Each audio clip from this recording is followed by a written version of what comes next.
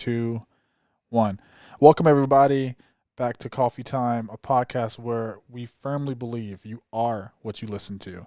Now, usually podcasts, or Coffee Time, it started off in like a joyful thing, and then we get into a storyline or a life lesson or whatever you want to, or whatever we want to rant about.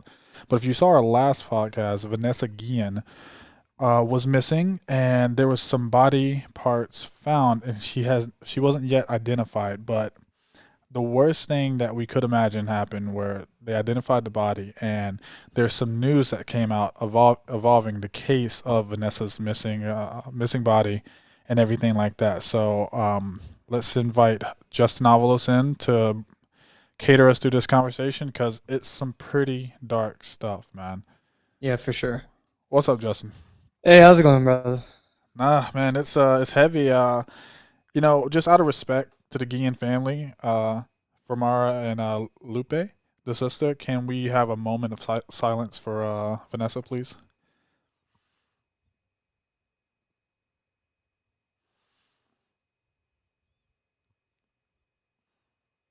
All right. Thank you for doing that, Justin. Yeah. Man, where do we begin with this, bro? I don't know. It's such a random thing, like, cause we of course heard about the story a while back about the missing soldier Vanessa Guillen. Of course, the searches went on, and then last week, whenever we talked about, there were some remains found, everyone was like, "Oh shit!" Like here we are, like this is the end of the rope. But people still had the faith. They still were believing, what, she might be found. But now that they've, identified it and confirmed that it is her, now all this stuff is coming out.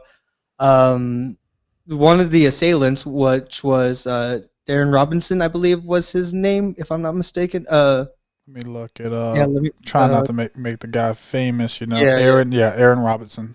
Okay, Erin Robinson. Yeah. So he killed himself last week, actually, last Wednesday, and in with his involvement in the case. And then his girlfriend, whose name is Last name's Aguilar. yeah, last name is Aguilar. She was an accomplice to the crime. And man, whenever I read the details of it, it's just fucking horrific. And it makes me upset because this happened while on the base in her work center. Yeah, it's Like she pretty was terrible. murdered in her work center, and no one saw anything, said anything. Like it's just a weird fucking, like, I don't even have words to describe like how mad that makes me. In a place where you're supposed to feel the safest. Yeah. Yeah.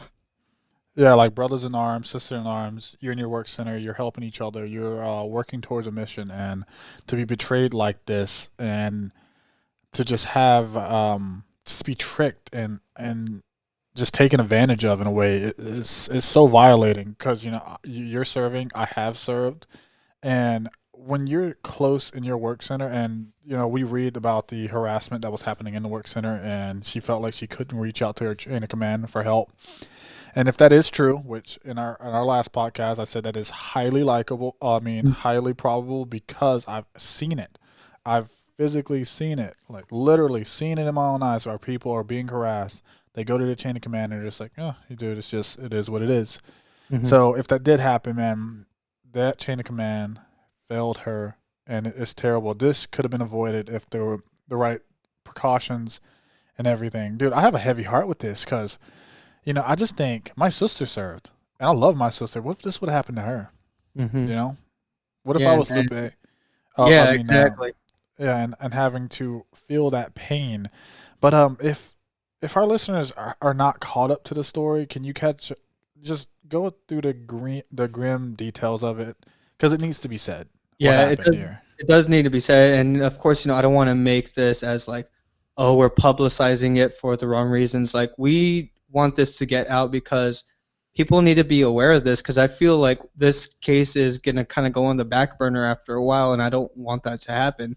No, we I need to want, stand up and rise. yeah, exactly. Like, we need to not be silent about this type of stuff that happens. So, of course, back in April, Vanessa went missing, and I believe during that time frame, what had happened was while she was in the armory doing her work, um, the murderer, I'm not even going to say his name, I'm just call him freaking murderer, bludgeoned her with a hammer, Multiple decided times. to, yeah, multiple times, bludgeoned her to death with a hammer, hid her body inside of a box, and later that day got his girlfriend to come to the base. They took the body.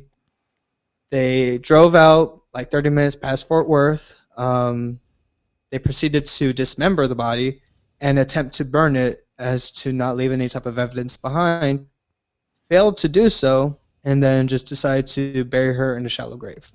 Yeah, they dismembered the body Yeah. and they buried her in three different shallow graves. Hmm. Which is like, what type of monsters do we have, dude? This is where we go back to the last podcast. I'm like, if you think that you're sending your child to like the Wonderland, the safe haven that they're gonna be taken care of, monsters are everywhere, and it's just sad.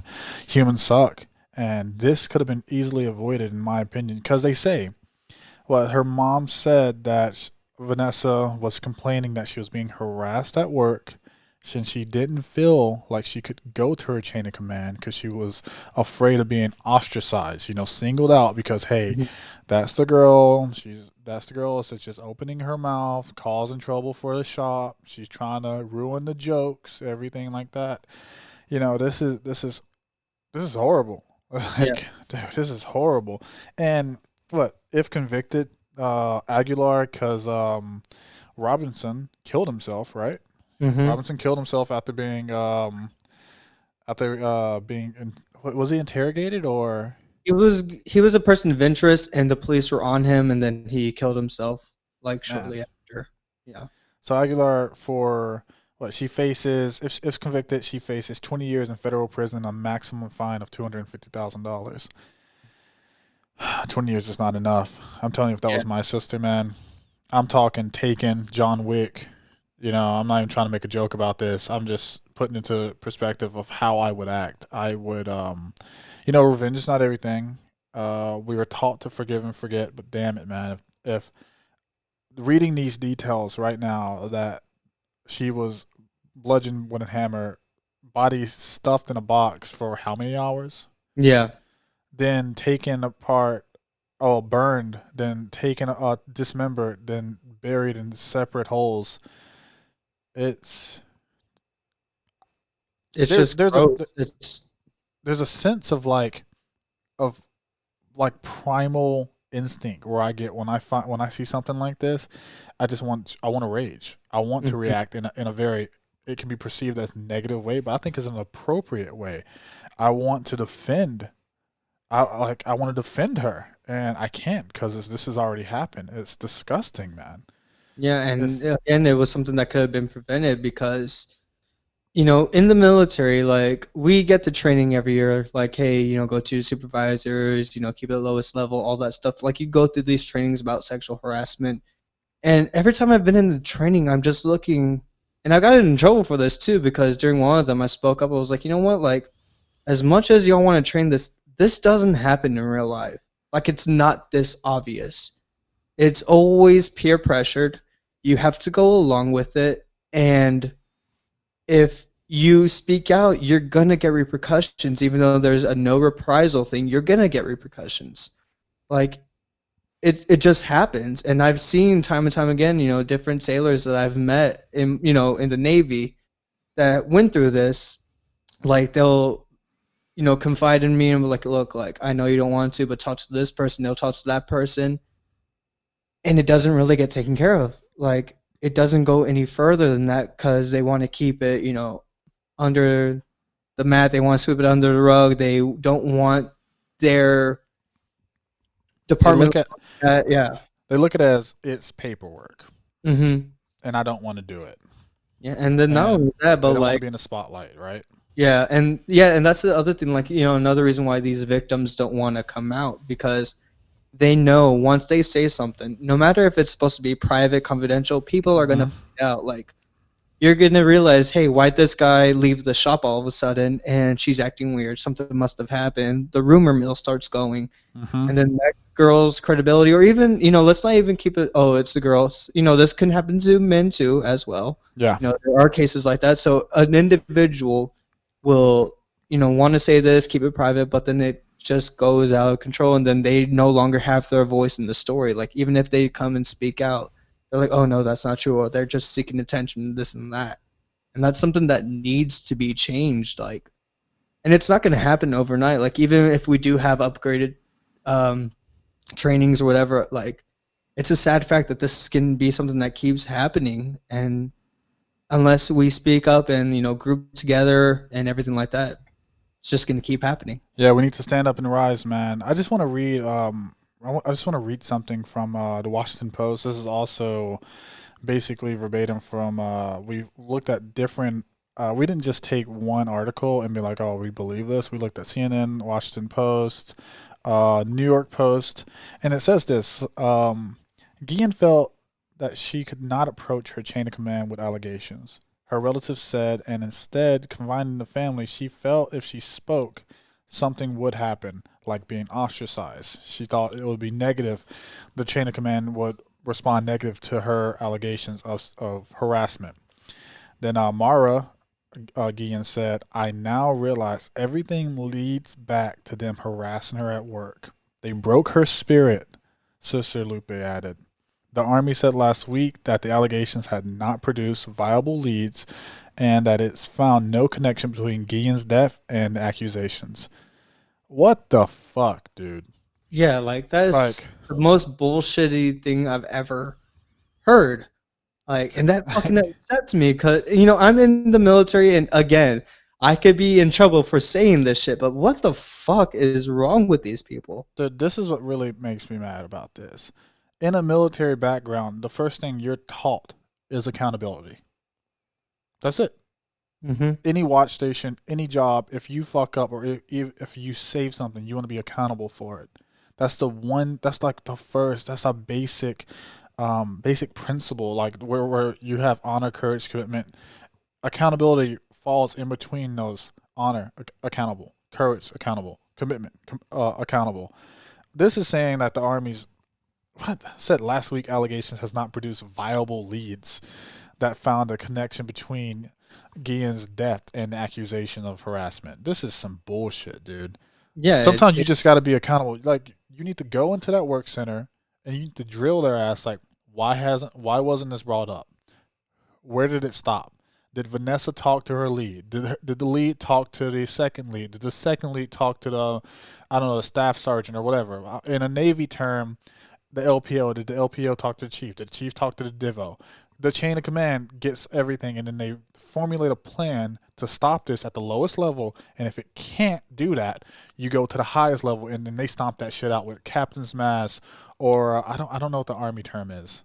I don't know what the army term is, yeah, but obviously none of that shit was done. yeah. And I think the other thing that kind of upsets me right now is I haven't heard any reports like because we have Navy Times for the Yeah, Navy and all that stuff. We have our newspaper, whatever the Army has. I haven't heard anything in regards to this at all.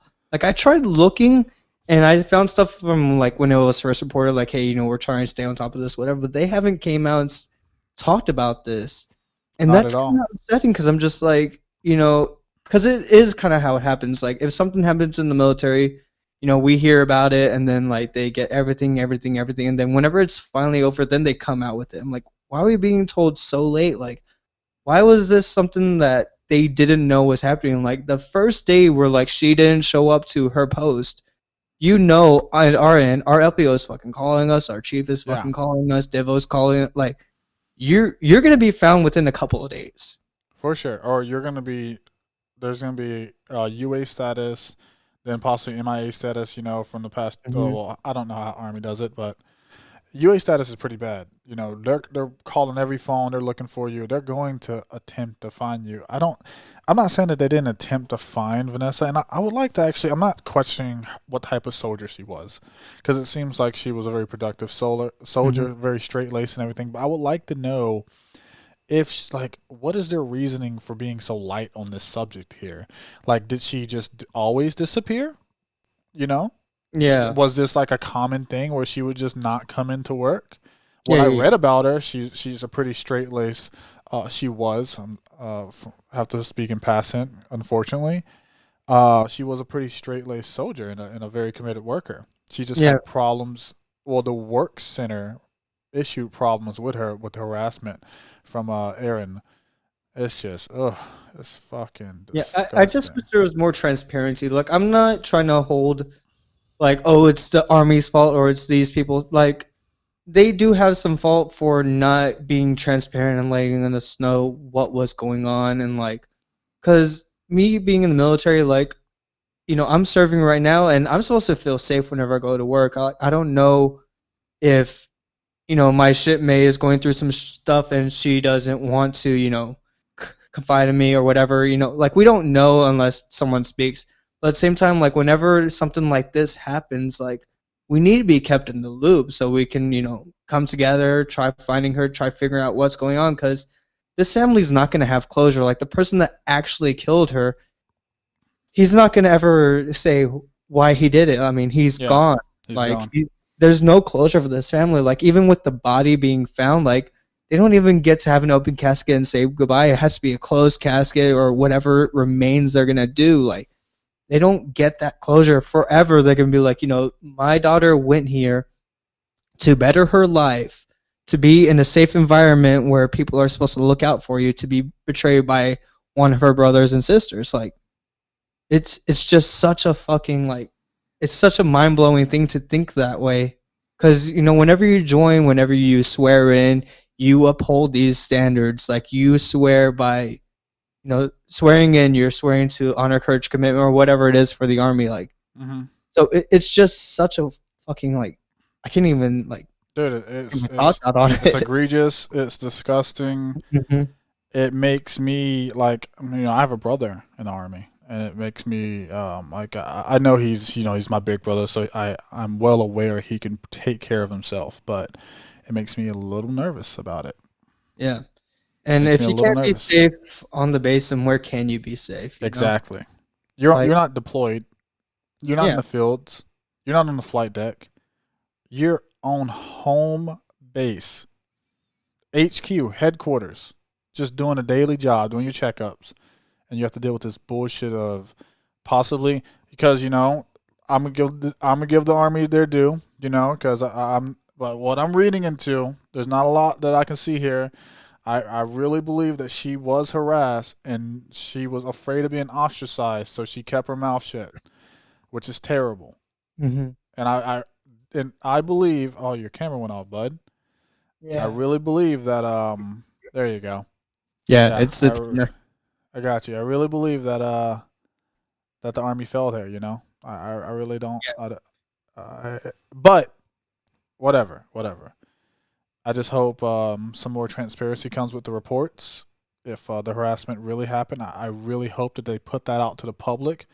And dude, veterans, active soldiers, active airmen, active sailors, active Marines, we're all in this together. Okay, we just lost one of ours. That's just what happened. She wasn't held captive in enemy territory or anything like that. She was killed on home turf, on United States soil. This wasn't like an accident. This was planned. This was disgusting, and we need to stand up and make sure this never happens again. Bystander intervention, something has to happen so we can stop this shit. Where it's like, sure, it's nice to have those fucking those uh those those shop jokes and that shop talk where you're just your buddy and buddy, but when you see it go too far, it doesn't take an E1, it doesn't take an E6 to E5 or E7 to E9. An E1 can be a bystander here and speak up. If Vanessa was afraid to talk because she was afraid of the repercussions from her chain of command, which that's what I'm reading and that's what I'm choosing to believe right now, and I don't think anything's going to change that from me, someone else should speak up as well. We have to be accountable for everyone. We have to work as a team. We have to stop this. We cannot allow this to happen again. Because if this was my sister, oh my God, I wouldn't know what I would do, dude. Hmm. I hate to even think about it, to be real Yeah, with you. or this was my daughter, in the Yeah, your future. daughter. If this is my niece, how can I Hmm. tell my niece to join the military now when this shit's happening? Yeah, How? Like, make a case for it. But like, yeah, go, girl. You're gonna, serve your country for 4 or 5 years, 6 years if you have a nice contract. You're gonna do a lot of things, and then she's 10. She can read. If she sees this news and she's like, "Oh my God, she was killed by her teammate, her brother in arms, and everything." Who's the enemy here? What is that doing to the young minds? What narrative are they believing here? What like I don't know. If I saw that, I don't know what I would believe. You know, yeah, I'm just lost, dude. I'm lost. I'm lost. I hate this. yeah. It's I something that really, should really hate never have this. happened. It should have. She should still be alive today. Yeah, easily avoidable. But when you have a monster and he's not checked or put in his place, he feels like he can do anything, and this is a direct result of it. But you got any closing statements, man? Closing statement for sure is kind of like the last one. Like, if you are a victim of this or have been, please speak up. Like, we can't be silent anymore. I know I talked about this before we started filming, but I do want there to be kind of a hashtag thing to where people can hashtag this showing support, or if they want to share their stories, or times that they overcame this type of stuff. I want to start a hashtag silent no more. This could be for anyone, not just military, like people that have been in regular workplace, things like that. I just want people to know that they're not alone. And of course, I hope the family does find peace. I hope they find the closure that they need. I am extremely sorry for the loss. I'm sure she was a great person. I wish this didn't happen, but yeah, if you've been through this type of stuff, please speak up, share your stories if you want to, be there for each other, and let's stop being just a person that doesn't do anything. Like, let's actually intervene. Yeah. Okay. Powerful words, my brother. Thank you for coming on and discussing this very dark topic here. Um, we'll cover it extensively and bring it to you guys on Coffee Time. But thanks for the podcast. Thanks for following the podcast. But just go show your support. I encourage everyone to speak up to any harassment and have a voice. So this could possibly be avoided. Hopefully, we don't need this again. All right, I'm out, man.